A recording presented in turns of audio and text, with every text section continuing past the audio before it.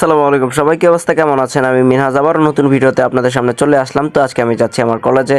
আজকে ভিডিওটা হতে যাচ্ছে অনেক ইন্টারেস্টিং আর মজাদার। তো আমি আমার বাসা থেকে বিএমডব্লিউ নিয়ে বের হয়ে পড়েছি। আমার বাসা থেকে প্রায় 5-6 কিলোমিটার যাইতে হয় আমার কলেজ। আমি সাইকেল নিয়েই যাই। রাস্তার মধ্যে আর তেমন ভিডিও করা হয়নি, তো আমি সোজা ক্যাম্পাসে চলে এসেছি। আমার কলেজ ক্যাম্পাস, আর আমার কলেজ ক্যাম্পাস এখন ফাঁকা, কারণ সবাই ক্লাসের মধ্যে আছে আর আমি ক্লাসের বাইরে। আমার সময়টা একটু লেট হয়ে গেছে, তাই আমি ক্লাসের ভিতরে যাইনি। আসলে আমাদের কলেজের যে সৌন্দর্য, এটা মানে মুখ দিয়ে বর্ণনা করে প্রকাশ করা যাবে না।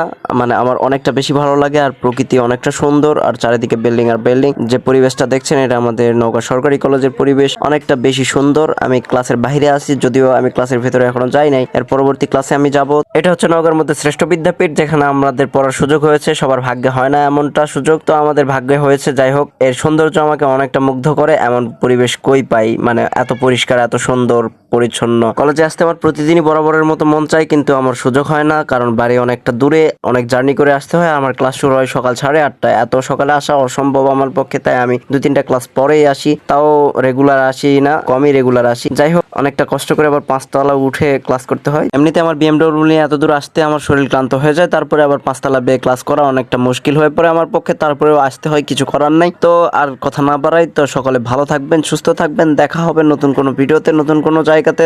Keep quiet, couldn't hold it in. I mean, the bed was too springy, the room was too dingy.